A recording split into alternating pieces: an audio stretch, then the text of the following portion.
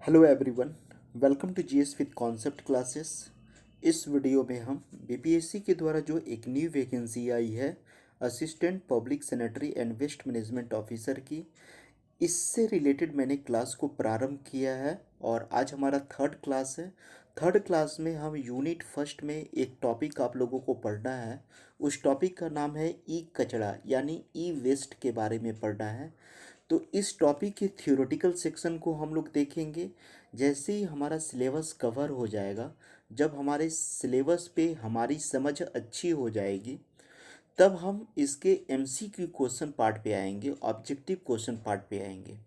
मेरी समझ से किसी भी सब्जेक्ट को मजबूत करने का सबसे अच्छा तरीका होता है कि आप उसके थियोरेटिकल सेक्शन को पहले मजबूत करें। जैसे ही थियोरेटिकल सेक्शन पे आपकी पकड़, आपकी समझ अच्छी हो जाती है, तो आपके लिए ऑब्जेक्टिव क्वेश्चन या एमसीक्यू क्वेश्चन को पढ़ना उतना टफ नहीं रहता है।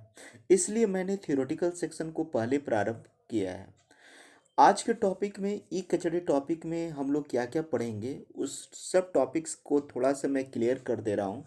इसमें मैं आप लोगों को फर्स्ट में पढ़ाऊँगा कि ई कचड़ा का मतलब क्या होता है, इसका मीनिंग क्या होता है। इसके पश्चात मैं आप लोगों को बताऊंगा ई कचड़े का अगर सही तरीके से रिसाइकलिंग ना हो, रीयूज ना हो और खुले में फेंक दिया जाए तो उससे कौन कौन सा हेल्थ इशू क्रिएट होंगे। तो हेल्थ इशू के बारे में भी पढ़ेंगे। थर्ड नंबर में हम पढ़ेंगे कि भारत में ई कचड़े के पुनर्जीवीकरण के लिए, पुनर्नवीनीकरण के लिए कौन कौन से उपाय किए गए हैं, यानी ई कचड़े की रिसाइकलिंग के लिए और रीयूज के लिए कौन कौन सा प्रावधान हमारे इंडिया में है, यानी डबल आर के कॉन्सेप्ट को समझेंगे। और फोर्थ नंबर में हम देखेंगे ई कचड़े के निस्तारण के लिए, प्रबंधन के लिए 2016 में हमारी सेंट्रल गवर्नमेंट ने एक रूल बनाई थी, एक अधिनियम बनाई थी। उस अधिनियम पर भी हम लोग डिस्कस करेंगे और उस अधिनियम के में जो बातें कही गई है उस बात को हम लोग स्टडी करेंगे। तो अगर आप इतने सारे डायमेंशन को कवर कर लेते हैं तो ये चैप्टर आपका 100% कवर हो जाता है। इस चैप्टर में फिर आपका कुछ भी नहीं छूटता है। ठीक है, तो आज की क्लास को हम लोग कंटिन्यू करेंगे। ठीक है, फर्स्ट में हम लोग ई कचड़े के अर्थ को समझते हैं। इसमें क्या है कि कंप्यूटर के द्वारा और उससे संबंधित अन्य उपकरण, यानी कंप्यूटर और उसके जो हार्डवेयर होते हैं उसके द्वारा टीवी, वॉशिंग मशीन और फ्रिज जैसे घरेलू उपकरण और कैमरा, मोबाइल फ़ोन और उससे जुड़ी अन्य उत्पाद जब चलन या उपयोग से बाहर हो जाते हैं तो इन्हें संयुक्त रूप से ई कचरा कहा जाता है। कहने का मतलब है कि जो भी हमारे कंप्यूटर के जो हार्डवेयर होते हैं, हमारे मोबाइल फ़ोन होते हैं, लैपटॉप होते हैं, कैमरे होते हैं, वॉशिंग मशीन, टीवी, फ्रिज, जब हम उसका यूज नहीं करने लगते हैं, जब हमारे लिए वो यूजफुल नहीं रहता है, उपयोगी नहीं रहता है, तो हम लोग उसको क्या करते हैं, फेंक देते हैं, घर के किसी कोने में रख देते हैं। और फिर कबाड़ी वाले लोग आते हैं, ठीक है, या नगर निगम की गाड़ियां जो कचड़े उठाने वाली आती है, हम लोग उसे दे देते हैं। तो वो जो ये जो कचड़े जो बनते हैं, ठीक है, इसे ही हम लोग कहते हैं ई कचड़ा। ठीक है, इसी को हम लोग क्या कहते हैं, ई वेस्ट कहते हैं। ठीक है, नेक्स्ट है कि जैसे जैसे देश में डिजिटाइजेशन, डिजिटाइजेशन का मतलब होता है कि अभी का जो हमारी जो दुनिया है वो क्या है, डिजिटलाइज हो गई है, वो तकनीकी रूप से लेस हो गई है। आज हमें कुछ भी इंफॉर्मेशन प्राप्त होता है, प्राप्त करना होता है, तो हम लोग सर्च करते हैं, यूट्यूब पे सर्च करते हैं, गूगल पे सर्च करते हैं। ठीक है, हमारी गवर्नमेंट क्या कर रही है, गवर्नमेंट की अभी स्कीम क्या है, उस उन सारी चीज़ों को जानकारी कर लेने के लिए हम लोग किस पे डिपेंड रह गए हो गए हैं, टेक्नोलॉजी पे डिपेंड हो गए हैं। और ये जो टेक्नोलॉजी के कारण ही हम लोग डिफरेंट डिफरेंट तरह के मोबाइल, डिफरेंट डिफरेंट तरह के हार्डवेयर और सॉफ्टवेयर का निर्माण करते ही जा रहे हैं। जैसे कि अभी हमारे यहाँ 4G चल रहा है, ठीक है, 4G का लॉन्चिंग तो बहुत पहले हो गया। अब हमारी सरकार जो है 5G की बात कर रही है, यानी फिफ्थ जनरेशन का टेक्नोलॉजी को अब हमारा देश यूज करने के कगार पे आ चुका है। बहुत सारे कंट्री में इसका यूज भारी पैमाने पे स्टार्ट भी हो चुका है। ठीक है। तो इन सारी चीज़ों से क्या हो रहा है, इन सारी चीज़ों से ई कचरा बढ़ रहा है। क्योंकि अगर मान लिया जाए कि 5G अगर हम लोग यूज़ करना प्रारंभ करते हैं, तो शायद हमारा जो पुराना वाला जो फ़ोन है, मोबाइल फ़ोन है, हम लोग तो उसमें 5G नहीं चला पाएंगे। उसके लिए हम लोगों को दूसरा मोबाइल लेना होगा। तो कहने का मतलब है कि ये जो हमारा जो लाइफ है, जो हमारे लाइफ में जो आधुनिकीकरण आ रहा है, मॉडर्नाइजेशन आ रहा है, इसके कारण क्या हो रहा है कि ई कचरा जो है उसका अनुपात भी बढ़ रहा है। ठीक है। हमारी जीवन शैली जो है इसके लिए रिस्पॉन्सिबल है कि ई कचरा बढ़ाने में। ठीक है। यानी क्या क्या रिस्पॉन्सिबल है, एक तो डिजिटाइजेशन बोलिए, है ना, डिजिटाइजेशन रिस्पॉन्सिबल है कचरे को बढ़ाने में। और दूसरा क्या रिस्पॉन्सिबल है, मनुष्य की जीवन शैली रिस्पॉन्सिबल है। ठीक है। ट्यूबलाइट, बल्ब, CFL जैसी चीज़ें जिन्हें हम रोज़मर्रा के जीवन में इस्तेमाल करते हैं। ठीक है। ट्यूबलाइट को इस्तेमाल करते हैं, बल्ब को, CFL को। ठीक है। उनमें भी पारे जैसे कई प्रकार के विषैले पदार्थ होते हैं। इनमें क्या होता है, पारा मिला होता है। ठीक है। और जो इनके बेकार हो जाने पर पर्यावरण और मानव स्वास्थ्य को प्रभावित करते हैं। ये जो पारा होता है जिसे हम HG कहते हैं, ये पारा जब इन्वायरमेंट में खुली जगहों पे छोड़ दिया जाता है, तो ये इन्वायरमेंट और इकोलॉजी, पर्यावरण और पारिस्थितिकी को तो प्रभावित करता ही है, साथ ही साथ ह्यूमन हेल्थ को, मानव स्वास्थ्य को भी प्रभावित करता है। यानी इस पारे से बहुत तरह की बीमारियां होती हैं। जैसे कि मैं आप लोगों को बताता हूँ कि मनुष्य में अगर पारे की मात्रा बढ़ती है तो कौन सी बीमारी होती है। आप लोग GS में पढ़ते होंगे, इसमें मिनी माता रोग होने लगता है। मिनी माता रोग, पारे की अधिकता के कारण हमारे बॉडी में मिनी माता रोग होने लगता है। ठीक है। तो इस तरीके से वो हेल्थ इशू भी क्रिएट होते हैं। ठीक है। नेक्स्ट है, ई कचरे के साथ स्वास्थ्य और प्रदूषण संबंधी चुनौतियां तो जुड़ी हुई है, लेकिन चिंता का सबसे बड़ा कारण है कि इन्हें घरेलू उद्योगों का स्वरूप ले लिया है और घरों में उनका निस्तारण का काम बड़े पैमाने पर होने लगा है। सबसे बड़ी प्रॉब्लम ये है कि जो कचरा जो बढ़ रहा है उसमें क्या होता है कि लोग जो है अपने घर में अगर ज़्यादा कचरा इकट्ठा हो गया है तो उनका घरेलू ही निस्तारण करना प्रारंभ करते हैं। घर में ही उससे जो है जो जो कीमती चीज़ें हैं, जैसे तांबा का तार और भी बहुत सारी चीज़ जो अ, बहुत कॉस्टली उसमें होते हैं, उसको लोग निकालना घर में ही प्रारंभ करते हैं, खुले जगहों में। तो वो हेल्थ इशू भी, फैमिली में हेल्थ इशू क्रिएट होता है। ठीक है। जबकि कचरे का निस्तारण का बहुत ही प्रॉपर तरीका होना चाहिए ताकि हेल्थ में भी प्रभाव ना आए, पर्यावरण की भी दृष्टि से ठीक ठाक रहे। देखिए, ई कचरा में ई कचरा में मरकरी, कैडमियम और क्रोमियम जैसे कई विषैले तत्व शामिल होते हैं। जैसे कि ई कचरे में टीवी में, टेलीफोन में, इस सब को जब आप छोटे छोटे पार्ट्स में अगर आप तोड़िएगा तो बहुत सारे कॉस्टली चीज़ें मिलते हैं। और ये कॉस्टली चीज़ भी मिलता है, प्लस में ये विषैले तत्व होते हैं। ठीक है। हानिकारक होते हैं मरकरी, कैडमियम और क्रोमियम। ठीक है। इनके निस्तारण के असुरक्षित तौर तरीकों से मानव स्वास्थ्य पे असर पड़ता है और तरह तरह की बीमारियां होती है। एक चीज़ यहाँ पे मैं कहना चाहूँगा कि अभी तो हम लोगों ने मात्र 3 एग्जाम्पल देखा, मरकरी का, कैडमियम का और क्रोमियम का। लेकिन जैसे ही थियोरेटिकल सेक्शन कवर होगा तो मैं इस पर बिल्कुल एक कंप्लीट लिस्ट दूंगा, 40-50 एलिमेंट का। और मैं ये बताऊंगा कि किस एलिमेंट का हमारे बॉडी पे कौन सा हार्मफुल इफ़ेक्ट पड़ रहा है, कौन सा नुकसान हमारे बॉडी के लिए कर रहा है। वो एक लिस्ट होगा, वहाँ से आपका ऑब्जेक्टिव क्वेश्चन डायरेक्टली टच करेगा। अभी तो आप लोगों को एक समझदारी डेवलप करवाने की कोशिश की जा रही है। ठीक है।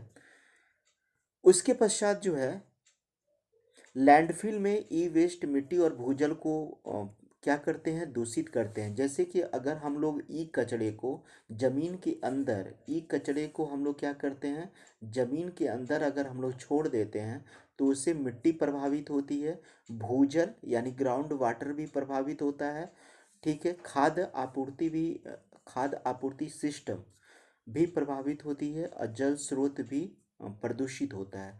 खाद्य आपूर्ति का मतलब क्या होता है, यहाँ पे समझिए कि मान लीजिए जाए कि हम लोग धान की खेती कर रहे हैं, गेहूं की खेती कर रहे हैं, किसी भी खाद्य पदार्थ की खेती कर रहे हैं, तो उनके जो जड़ हैं वो तो अपना पोषक तत्व तो जमीन के अंदर से खींचते हैं ना, और पौधे का विकास होता है, धान का, गेहूं का, मक्का का, अरहर का। तो वो क्या करते हैं, पौधे क्या करते हैं कि जड़ों के माध्यम से उस हानिकारक केमिकल एलिमेंट, जो केमिकल तत्व हैं, जो हार्मफुल केमिकल हैं, उनका भी वो अवशोषण करते हैं, और इसका अंश जो है खाद्य पदार्थों में विद्यमान होने लगता है। और जैसे ही हम चावल, गेहूं, मक्का, ईख जो भी खाते हैं तो ये हमारा मानव शरीर में, ह्यूमन बॉडी में वो प्रवेश कर जाता है और वो हमारे हेल्थ को प्रभावित करता है, निगेटिव इफेक्ट डालता है। दूसरा एग्जांपल अगर आप लेंगे तो आप क्या कर सकते हैं कि जो मछलियां होती है समुद्र में, उन समुद्री मछलियों का हम लोग यूज करते हैं। अगर वो समुद्र का पानी में बहुत सारे केमिकल हानिकारक तत्व घुले हुए हैं तो उस मछलियों का सेवन करने से हमारे बॉडी में भी हानिकारक तत्व आ जाएंगे। क्योंकि मछलियां तो गलत चीज़ें खा रही है ना, इसलिए तो हमारी गवर्नमेंट जो है, इसलिए तो हमारी गवर्नमेंट क्या की है कि गंगा नदी को प्रदूषित होने से बचा रही है, क्योंकि उसमें बहुत सारे ऐसे मछलियां हैं, जीव जंतु हैं, समुद्री जीव जंतु हैं जो पर्यावरण और पारिस्थितिकी की दृष्टि से काफ़ी ज़्यादा महत्वपूर्ण हैं। तो कहने का मतलब है कि ई वेस्ट के द्वारा हमारे शरीर पर खाद्य श्रृंखला के द्वारा काफ़ी निगेटिव इफेक्ट पड़ता है। खाद्य श्रृंखला का मतलब मैं थोड़ा सा समझा रहा हूँ। जो ये पूरी प्रकृति है ना, उसमें एक फूड चेन बना हुआ है। क्या बना हुआ है, फूड चेन बना हुआ है। जैसे कि एग्जांपल मैं दूं कि पेड़ पौधे को कौन खाता है, शाकाहारी जो जानवर होते हैं, जैसे बकरी, हिरन, खरगोश, ये सब खाते हैं। और इन बकरी और जो भी है खरगोश का जो फिर सेवन कौन करता है, मनुष्य करता है, ठीक है। तो इस तरीके से एक साइकिल चलता है। और जीव जंतुओं का कौन सेवन करते हैं, बाज करते हैं, बाज को कौन सेवन करता है। तो वो एक तरीके से पूरा साइकिल है, फूड चेन का साइकिल है। इस पृथ्वी पर जितने भी जीव जंतु हैं, सारे के सारे जीव जंतु एक दूसरे पर डिपेंड हैं अपनी भोजन की आपूर्ति के लिए। तो इस फूड चेन को, ठीक है, इस फूड चेन को क्या करता है, ई कचरा जो है प्रभावित करता है, ठीक है। अब देख लेते हैं भारत में ई कचरा और उसका पुनर्नवीनीकरण से रिलेटेड क्या इशू है, उस चीज़ को हम लोग देख लेते हैं। यहाँ पर क्या है कि भारत में ग्लोबल ई वेस्ट मॉनिटर 2017 के अनुसार भारत प्रतिवर्ष लगभग 2 मिलियन टन ई कचरे का उत्पादन करता है। कितना, 2 मिलियन टन। ये अभी तक का लेटेस्ट डाटा था, इसलिए मैंने यूज किया है। इसके बाद अभी कोई डाटा अवेलेबल नहीं है। तथा अमेरिका, चीन, जापान और जर्मनी के बाद ई कचरे उत्पादन में यह पांचवा स्थान पर है। यानी अमेरिका फर्स्ट स्थान पे, चीन सेकंड स्थान पे, जापान थर्ड और जर्मनी चौथा, और पांचवें नंबर पर इंडिया है, जो ई कचरे का क्या करता है, उत्पादन करता है, उत्पन्न करता है। हालांकि सरकार द्वारा उपलब्ध किए गए आंकड़े बताते हैं कि भारत में ई कचरा अंतर्राष्ट्रीय संस्थाओं के अनुमान से काफ़ी कम है। ये हमारी भारतीय सरकार कहती है कि जो इंटरनेशनल ऑर्गेनाइजेशन हैं, ठीक है, अंतर्राष्ट्रीय संस्था हैं, जो अनुमान लगाते हैं कि भारत ई कचरा के उत्पादन में बहुत ज़्यादा आगे हैं, तो उनका वो आंकड़ा गलत है। भारत सरकार कहती है कि हम उनके आंकड़ों से बहुत कम उत्पादन करते हैं, इसलिए बहुत चिंता होने की बात नहीं है।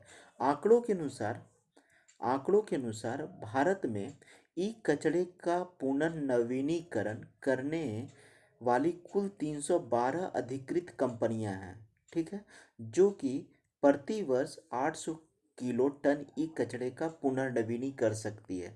अभी हमारे देश में 312 अधिकृत कंपनियां हैं, रजिस्टर्ड कंपनियां हैं, जो 800 किलो टन ई कचरे का पुनर्नवीनीकरण कर सकती है। देखिए, थियोरेटिकल सेक्शन को समझ जाइए, उसके बाद आप ऑब्जेक्टिव क्वेश्चन को सॉल्व कीजिएगा तो आपके लिए इंटरेस्टेड काफ़ी ज़्यादा हो जाएगा, आपके लिए सिलेबस बोझिल नहीं लगेगा। भारत में औपचारिक क्षेत्र की पुनर्चक्रण क्षमता का सही उपयोग संभव नहीं हो पाया है, क्योंकि ई कचरे का बड़ा हिस्सा अभी भी अनौपचारिक क्षेत्र द्वारा नियंत्रित किया जाता है। ई कचरा को ई कचरा का जो निस्तारण है वो फॉर्मल सेक्टर के द्वारा अभी भी नहीं किया जाता है। ठीक है, इसमें इनफॉर्मल सेक्टर काफ़ी जुड़े हुए हैं। इनफॉर्मल सेक्टर में मतलब वैसी सारे कबाड़ी खाना है जो सरकार के द्वारा बनाए गए नियमों का उल्लंघन करती है और उनके पास कोई रजिस्ट्रेशन नहीं है, लेकिन वो क्या करती है, अपने घरों से, गांव मोहल्लों से, आस पड़ोस से कचरे को इकट्ठा करती है और उसे खुली जगहों में तोड़ फोड़ करती है। तो ये जो अनौपचारिक क्षेत्र है ना, ये जो अनऑर्गेनाइज सेक्टर है, ये ऑन ये जो अनऑर्गेनाइज सेक्टर में ई कचरे का जो निस्तारण किया जा रहा है, ये हमारे लिए चिंता का विषय है, क्योंकि ये भारत सरकार के रूल रेगुलेशन को तो मानती ही नहीं है। क्योंकि ये जो कंपनियां है ना, ये भारत सरकार के में रजिस्टर्ड कंपनियां नहीं हैं, ये सब अनरजिस्टर्ड कंपनियां हैं, इसलिए सरकार के पास इससे रिलेटेड कोई डेटा भी नहीं है। रिपोर्ट के अनुसार देश का लगभग 90% ई कचरे का पुनर्नवीनीकरण अनौपचारिक क्षेत्र करता है। 90% का अनौपचारिक क्षेत्र करता है और 10% का ही करता है औपचारिक क्षेत्र। जबकि होना क्या चाहिए कि औपचारिक क्षेत्रों का इसमें बहुत ज़्यादा कंट्रीब्यूशन होना चाहिए था। नेक्स्ट है ई कचरा प्रबंधन नियम 2016 क्या कहता है। तो पर्यावरण, वन और जलवायु परिवर्तन मंत्रालय द्वारा ई कचरा प्रबंधन 2016 ई कचरा प्रबंधन 2016 को अधिसूचित किया गया था। ठीक है, तो आपसे क्वेश्चन यहाँ पूछेगा कि इसका किसके द्वारा, किस मंत्रालय के द्वारा दिया गया था। तो इस मंत्रालय का नाम आप लोग याद रखिएगा, यहाँ से ऑब्जेक्टिव क्वेश्चन बन सकता है। इस नियम से पहले ई अपशिष्ट यानी प्रबंधन और हैंडलिंग नियम 2011 लागू था। इस नियम के दायरे में कुल 21 प्रकार के इस प्रकार के नियम के दायरे में कुल 21 प्रकार के उत्पाद अनुसूची 1 शामिल किए गए थे। इसमें अन्य इलेक्ट्रॉनिक उपकरणों के अलावा कॉम्पैक्ट फ्लोरोसेंट लैंप CFL और मरकरी पारा युक्त लैंप शामिल है। ठीक है, इस नियम के दायरे में आपसे पूछा जाएगा ऑब्जेक्टिव क्वेश्चन में कितने प्रकार के उत्पाद को शामिल किए गए हैं। तो 21 प्रोडक्ट को इसमें शामिल किया गया है, यहाँ से ऑब्जेक्टिव क्वेश्चन बनेगा अनुसूची 1 में। इसके अंतर्गत क्या है, इलेक्ट्रॉनिक उपकरणों के अलावा CFL है। ठीक है, अब मरकरी पारा युक्त लैंप आते हैं। ठीक है, इस अधिनियम के द्वारा पहली बार इलेक्ट्रॉनिक उपकरणों के निर्माताओं को विस्तारित निर्माता जिम्मेदारी EPR के दायरे में लाया गया। ठीक है, EPR के दायरे में लाया गया। उत्पादकों को ई कचरे के संग्रहण तथा आदान प्रदान के लिए उत्तरदायी माना गया। ठीक है, जो उत्पादक वर्ग होते हैं, जो इसका उत्पादन करते हैं, ठीक है, उसी को क्या कहा गया, ई कचरे के संग्रहण तथा आदान प्रदान के लिए उत्तरदायी माना गया। ठीक है, तो यही सारे चीज़ है। नेक्स्ट क्या है, डिपॉजिट रिफंड स्कीम को एक अतिरिक्त आर्थिक साधन के रूप में प्रस्तुत किया गया, जिसमें निर्माता इलेक्ट्रिकल और इलेक्ट्रॉनिक उपकरणों की बिक्री के समय जमा राशि के रूप में एक अतिरिक्त राशि वसूलता है और उपभोक्ता को यह राशि उपकरण लौटाने पर ब्याज समेत लौटा दी जाती है। इसमें क्या है कि डिपॉजिट रिफंड स्कीम को एक अतिरिक्त आर्थिक साधन के रूप में प्रस्तुत किया गया है इस रूल में, जिसमें निर्माता इलेक्ट्रिकल और इलेक्ट्रॉनिक उपकरणों की बिक्री के समय जमा राशि के रूप में एक अतिरिक्त राशि वसूलता है। ठीक है, और उपभोक्ता को यह राशि उपकरण लौटाने पर ब्याज समेत लौटा दी जाती है। तो इस तरीके से आप लोग इसमें क्या क्या प्रावधान है इसको ध्यान से आप लोग पढ़ लीजिएगा। इसके पश्चात क्या है, लौटा दी जाती है। इसमें क्या है, जिसमें निर्माता इलेक्ट्रिकल और इलेक्ट्रॉनिक उपकरणों की बिक्री के समय जमा राशि के रूप में एक अतिरिक्त राशि वसूलता है, वही पॉइंट को ये हो गया है, पीडीएफ बन गया है। और उपभोक्ता को यह राशि उपकरण लौटाते समय ब्याज समेत लौटा दी जाती है। निराकरण और पुनर्चक्रण कार्यों में शामिल श्रमिकों की सुरक्षा, स्वास्थ्य और कौशल विकास सुनिश्चित करने का कार्य राज्य सरकारों को सौंपा गया है।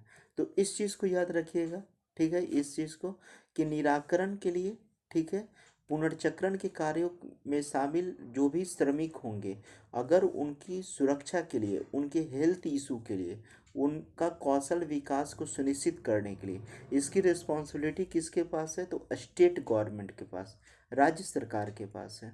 ठीक है। नियमों के उल्लंघन की स्थिति में दंड का भी प्रावधान सुनिश्चित किया जाएगा।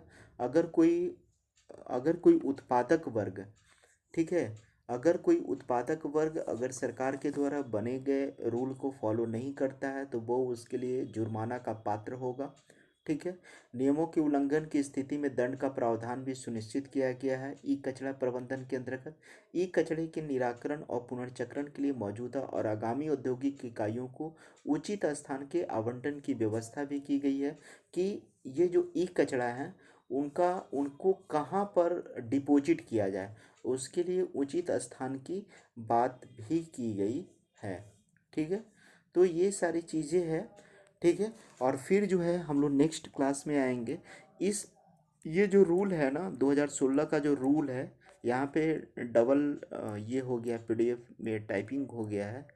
तो यहाँ पर आप क्या करेंगे कि आप इसमें जितने भी रूल दिए हुए हैं इसको पढ़िएगा और इससे रिलेटेड जो भी ऑब्जेक्टिव क्वेश्चन होगा फिर हम लोग इसे बाद में सॉल्व करने की कोशिश करेंगे। फर्स्ट